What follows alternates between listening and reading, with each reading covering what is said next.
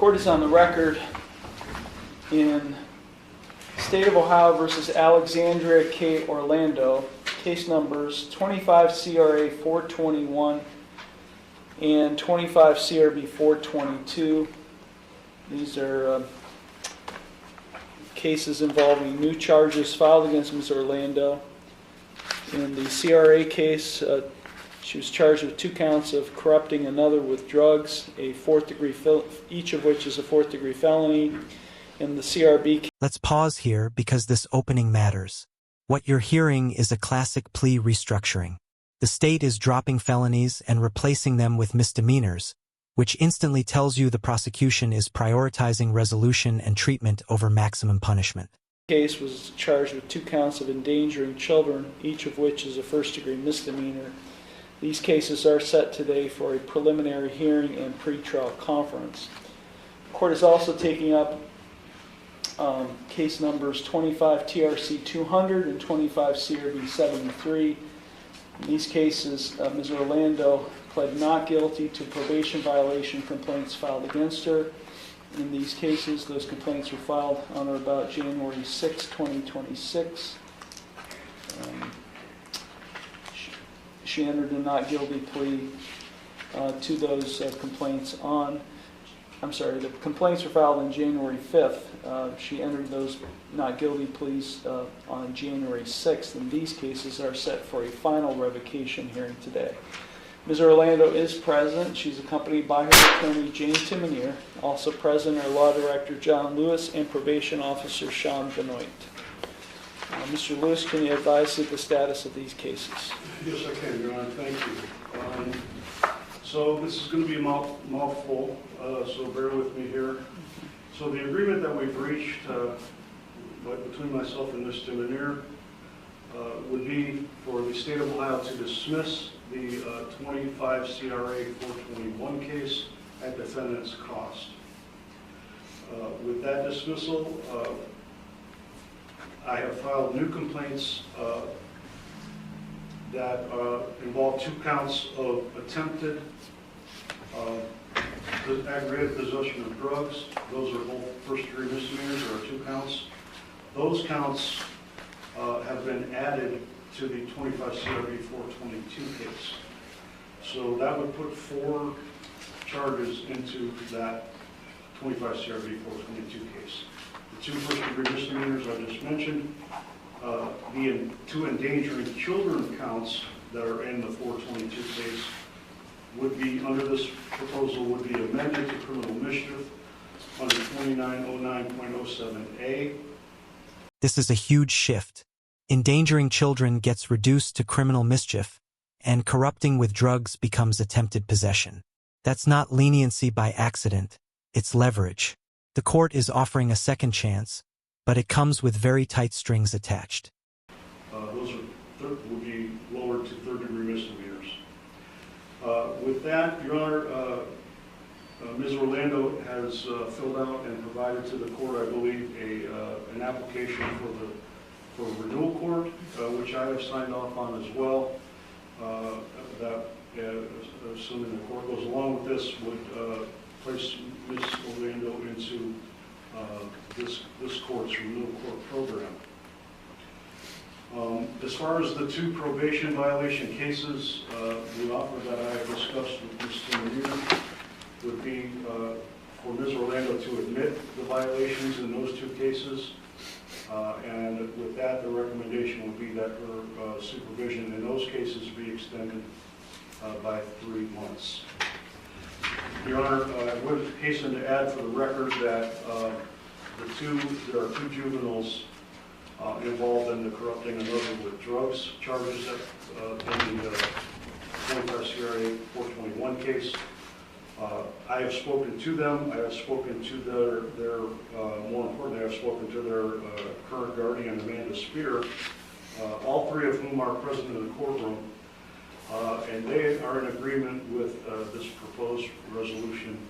Notice how carefully the judge confirms the victim's guardian's consent. That's critical. Without that agreement on the record, this deal likely doesn't happen. Courts don't just balance law, they balance harm, accountability, and future risk.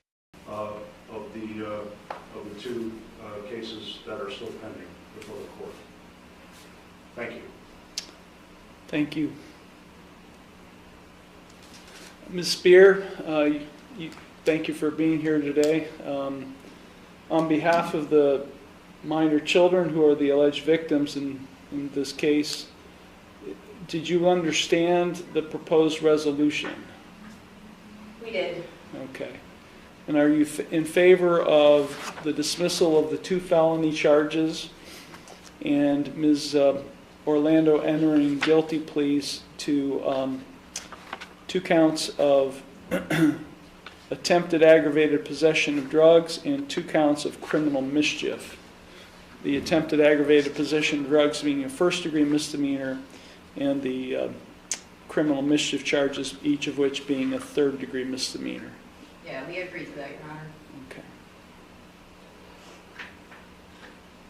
Is there anything about the proposal you don't understand? No, sir.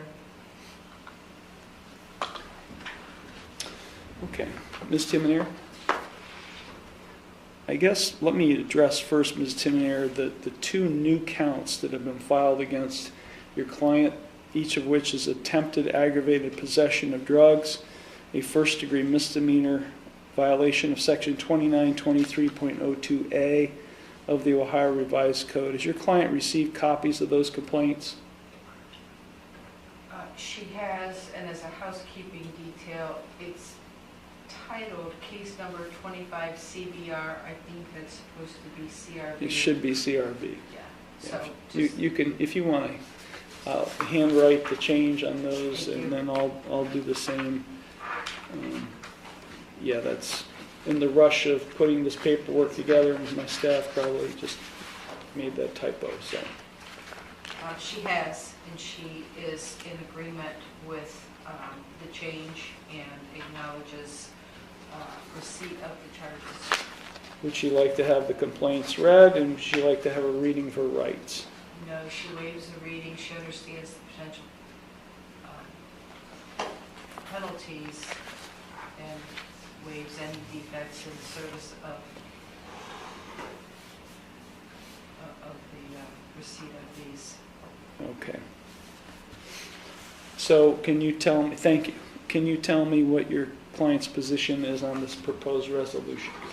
She is in favor of the resolution, intends to plead guilty to these charges, acknowledges that the felonies will be dismissed at her cost, and has made application for renewal court and understands that's up to the discretion of the court and the renewal court team whether or not she is accepted into that program, and I don't know what the length of. This part is where everything becomes real. Waiving trial rights isn't a formality, it's a full surrender of constitutional protections. Once she says yes here, there's no rewind button. The case moves straight into sentencing territory. The time that is, I understand we can come back for another hearing on that. Okay, Ms. Orlando, it's my understanding today that you wish to plead guilty to 2 counts of attempted aggravated possession of drugs, each of which is a first-degree misdemeanor. Those are the 2 new charges filed against you, and 2 amended counts of criminal mischief, each of which is a third-degree misdemeanor. All of those 4 charges are contained in 25 CRB 422. And then you would also be admitting or pleading guilty to the probation violation complaints filed against you on January 5th, 2026 in case numbers, in the cases on which you're currently on probation with this court, 25 TRC 200 and 25 CRB 73. In exchange for those pleas and admissions, the felony charges in 25 CRA 421 would be dismissed at your cost. Is that your understanding of what's going to happen today? Yes. You understand by pleading guilty or admitting to the complaints or pleading guilty to these charges that you are waiving your right to a trial as well as to a final revocation hearing, which means you'd be waiving your right to testify or not to testify without any negative connotation. You'd be waiving your right to subpoena witnesses to testify on your behalf. You'd be waiving your right in the new criminal case to be proven guilty beyond a reasonable doubt, and in the probation violation cases to be proven guilty by a preponderance of the evidence. And in the new case, you'd be waiving your right to a jury trial. All of those are trial rights, and hearing rights you'd be waiving by pleading guilty or and admitting to the complaints filed against you. Is that what you wish to do today? You are represented by Ms. Timoneer. Have you had sufficient time to consult with her, and are you satisfied with her counsel? Yes. Are you currently under the influence of any drugs, alcohol, or prescription medications that might affect your thinking? No. Are you currently on probation, parole, community control, or post-release control with any other court? No. Has anyone made any promises to you about what your sentence will be in order to induce you to plead guilty to these charges or admissions to the complaints today? And are you thinking clearly, and do you understand everything that's happening? Yes. Give me 1 second, please.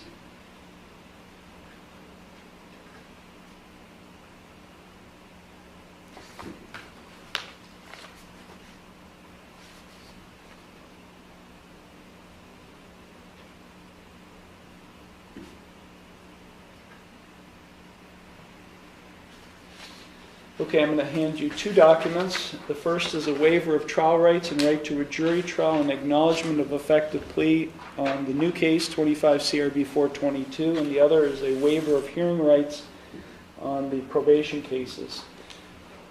If you find those documents acceptable, you can sign and date at the bottom.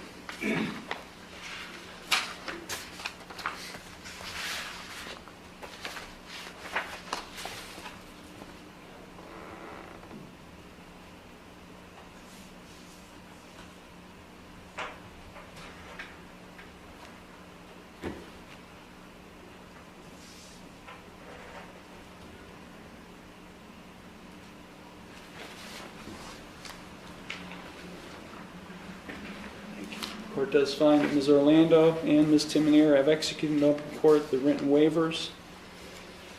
The court does approve of this proposed resolution based on Ms. Spears' indications in open court and consent. I do find that the proposed resolution is reasonable. I do find that the defendant's pleas of guilty to 4 charges, 2 counts of attempted aggravated possession of drugs and 2 counts of criminal mischief in 25 CRB 422, and to the probation violation complaints filed against her in 25 TRC 200 and 25 CRB 73 to be knowing, voluntary, and intelligent. The court will accept the guilty pleas and admissions, and I will therefore find her guilty of the 4 charges, new charges, as well as having violated her probation. I will, pursuant to the negotiated plea, dismiss the felony charges filed against her in case number 25 CRA 421. This is the emotional pivot. The court accepts the plea, but now the spotlight shifts from what she did to who she's going to be next. Sentencing isn't about revenge. It's about control, structure, and preventing this from ever happening again. At her costs. Okay, we will now proceed to sentencing. Ms. Timoneer, is there anything you or your client would like to say at this time in mitigation of sentence? There's 2 things. One, I want to bring to the court's attention, just so we don't have an issue with a future violation, and I know it was a condition of her bond to not have contact with the minors that are present in this room. But yesterday, the younger one, whose initial starts with an S, contacted Ms. Orlando by email. My client did not respond to the email, and she will not respond to the email. But the contact was made by the minor, and I want that child to understand there will not be contact made by Ms. Orlando, so if she was anticipating that there would be a response, there will not be. So hopefully that there's not a violation there because she was the recipient of contact. In any event, she understands the gravity of the nature of these charges and how they came about. Not a proud moment for this lady at all, I can assure you. And she's got a lot of reflection to do as she goes about her role in renewal court and in her life in general, as she decides which steps she wants to take and which direction she wants her life to take. And every day, I'm hoping, is going to become easier for her as she makes the right choices and does the next right thing. In any event, I think she grasps the opportunity that this court is giving her and the opportunity that the prosecutor is giving her today, and is appreciative of that. She may not have been at the beginning, but she's growing, and every day she grows more. So it's with gratitude that she sits in front of you today. Thank you, Ms. Tinmayer. Ms. Orlando, is there anything you would like to say at this time before I impose sentence? I did get to take part in the DIP program, and I got a chance to speak with Carla and get more about what's going on and talking to her about the right steps and I'd like to take. So I thank you guys for the opportunity to do that. You haven't been accepted yet. You mean you talked to Carla about renewal court? Just in general, the weekend. Okay. It's a great class to take. I think she's talking about it in Right. the convention. The DIP program. She has now accomplished all of the things that she needed to do. She's paid all of her fines and costs, and in those cases, she actually thought she had until February 19th to do that, but she's admitting to the violation anyway. I think her hearing was on the 19th. Yeah, we're going to cancel the Yeah. review hearings on the payment issues. She has paid in full on those cases. The previous cases now before I impose any fines today. So, Okay, yeah. so Okay. Anything else, Ms. Orlando? No. Okay. Mr. Lewis? Thank you, Your Honor. The offenses that were originally charged here occurred sometime in October of 2025, and all the charges stem from a single incident, Your Honor, where the two minor girls, teenage girls, were in a video. One of the teenage girls recorded on their phone an incident where Ms. Orlando was driving them. They were in the car with Ms. Orlando, and they were smoking a bowl of marijuana on this video with the two minor teenage girls. And while this was happening, you can hear on the video Ms. Orlando's own children, which I believe are approximately 5 or 6 or 7, between 5 and 7 years old, I think, were in the back seat of the vehicle. So there were 4 minors in the vehicle while this was going on. And then that video was obtained by a relative and was turned over to the county police department. Okay. Thank you. Thank you. Any recommendations on sentence? Your Honor, my recommendation is probation on the new convictions here, and that, assuming she's accepted, that Ms. Orlando be ordered to complete the renewal court program. Thank you. Thank you. Officer Benoit, anything? The only thing I would add, Your Honor, is that I have confirmed that the driver's intervention program is complete and the fines are paid off. Okay.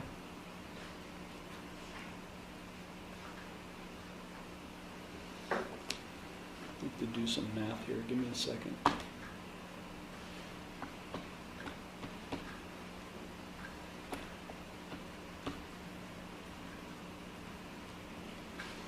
Okay.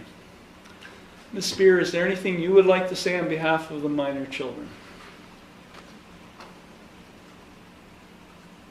I did just find out that she did email her yesterday. I did just find it in her phone, so that's going to be addressed. I don't think that she was aware that the contact order, no contact order was in place, because I've tried not to overwhelm them with this whole situation.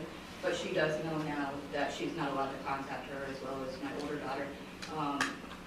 I would hope that she would take this seriously and take renewal court seriously, because like I said the last time, it saved my life.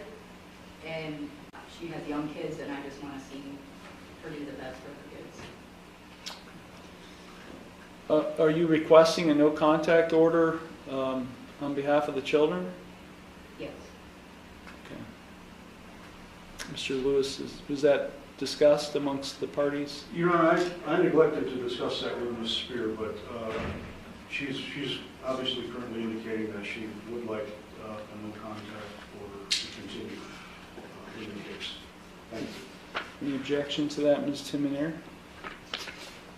There's no objection. It was a condition of her bond, so we were already presuming that it was a part of it, but we would appreciate it if they would contact her later. Yeah, well, unfortunately, I can't. I'm not going to include it. I'm just going to tell you all, I'm not including it as part of a post-conviction no contact order, but I am including it as a condition of her sentence that she have no contact. You've been in the business long enough to know that the judge, there's only one defendant. The judge can order her to have no contact. And that means even if it's invited. So,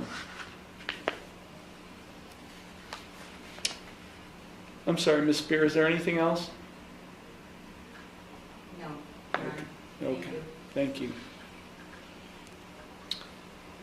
Okay, so I'm going to do the probation cases first because I'm trying to do the math here, because this court can only impose a maximum sentence of 540 days in these. So in 25 TRC 200, Ms. Orlando had 174 days suspended. And where's she receiving her treatment at this time? Community Counseling Center, Your Honor. Okay. And only, Yep, that's the only update I have, yes. as of this week, the new name is Ravenwood. So, so in 25 TRC 200, I'm going to continue to suspend 174 days. I'm extending her probation, what was originally set at 18 months. I'm extending it for an additional year. So it'll be from the date it was originally set in September 30th of 2025, will be a 2.5-year period. I'm ordering her that she successfully comply with any and all substance abuse and mental health treatment at Ravenwood. And I'm also ordering her, because I do have an application submitted today for renewal court post-conviction in all of these cases, I will order that she, if she is deemed eligible after all assessments and screenings, that she successfully participate in and complete renewal court, this court's specialized docket known as renewal court. In 25 CRB 73, in subcase A, that's the first aggravated disorderly conduct conviction. She had 27 days suspended. I will continue to suspend that 27 days, as well as in subcase B, which is, all of these sentences are ordered consecutive. Subcase B, also another aggravated disorderly conduct charge. There were 27 days suspended. Those, in total, 54 days will continue to be suspended. I will extend her probation for an additional year from the original 18-month period. So right now, a total of 2.5 years from September 30th, 2025. And again, I will order that she successfully continue her substance abuse and mental health treatment at Ravenwood, and that she, if deemed eligible, shall successfully participate in complete renewal court. Again, all of the standard conditions of probation that have been previously ordered, not otherwise modified, shall remain in full force and effect. Now, with that said, that technically is the maximum sentence she could receive in those two cases was 240 days, which leaves me 300 days to sentence her on the new case. So in subcase A, this is the first count of criminal mischief, a third-degree misdemeanor. I will suspend 60 days of jail. And I'm just going to tell you what I'm doing. I'm suspending 60 days in jail on subcase A. I'm suspending 60 days in jail on subcase B. That's the other count of criminal mischief. Those will run consecutive. I'm suspending 180 days in jail on subcase C. That's the first count of attempted aggravated possession of drugs. That will run consecutive, and those are the 300-day balance. In subcase D, the second count of attempted aggravated possession of drugs, 180 days will be suspended, and that will run concurrent to all the sentences. In all of these, I'm placing her on supervised probation for a period of 3 years. She's to have no criminal offense for 3 years. I'm ordering that she successfully continue her treatment at Ravenwood.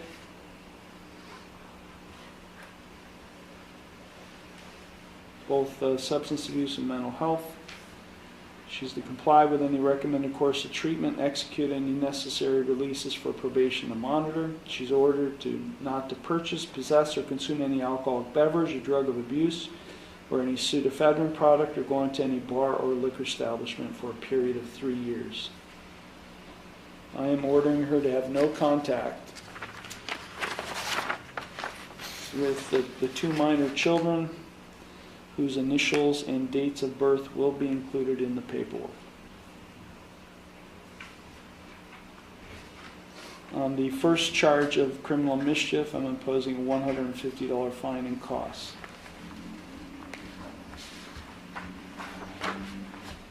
On the second count of criminal mischief, all of the same conditions that I've just indicated. 3 years of supervision with all of the conditions I've just indicated in subcase A will apply. As I said, will run consecutive, and I will impose a $150 fine in that case. Again, the no contact condition will be included in that case. I do find that the two drug charges that were amended from corrupting another with drugs are related to the children, even though on its face they're not. So the two drug charges will include no contact conditions with these children as well. So on subcase C, attempted aggravated possession of drugs, as I said, 180 days will be suspended. Again, the 3 years of supervision with all of the conditions that I previously mentioned in subcase A will apply here, including the no contact conditions. In this case, I'm imposing a $250 fine and costs. And then finally in subcase D, the second attempted aggravated possession of drugs, 180 days suspended, 3 years supervision, as previously indicated, in all of the same conditions that I previously ordered in subcase A will apply in this case, including the no contact conditions. And again, the $250 fine and costs on that case. I'm advising Ms. Orlando of her right to appeal, of her right to appeal without cost, of her right to have counsel appointed on appeal without cost, of her right to have documents provided or necessary to file an appeal without cost, and of her right to have a notice of appeal timely filed on her behalf. So Ms. Orlando, over the next 2.5 to 3 years, depending on which case you're on, but I'll use the maximum period of 3 years, you're going to be on supervised probation with this court, perhaps even renewal court. If over the course of the next 3 years you're found to have violated in any way the conditions of your probation, you do face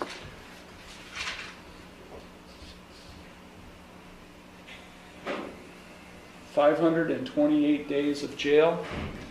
I could extend your probation from what was originally set at 3 years in the new case, and now it's been extended to 2.5 years. I could extend your probation to a maximum of 5 years. Or I could impose more restrictive community control sanctions, more restrictive than what I've already imposed. Or I could do any combination of those three things. So do you understand the consequences you face if found to have violated your probation? And here's the real takeaway. This sentence is suspended, not erased. One violation, one bad decision, and hundreds of jail days activate instantly. Renewal court is an opportunity, but it's also a countdown. Do you think this system actually helps people change? Or is it just delayed punishment? In any of these cases. Yes, Your Honor.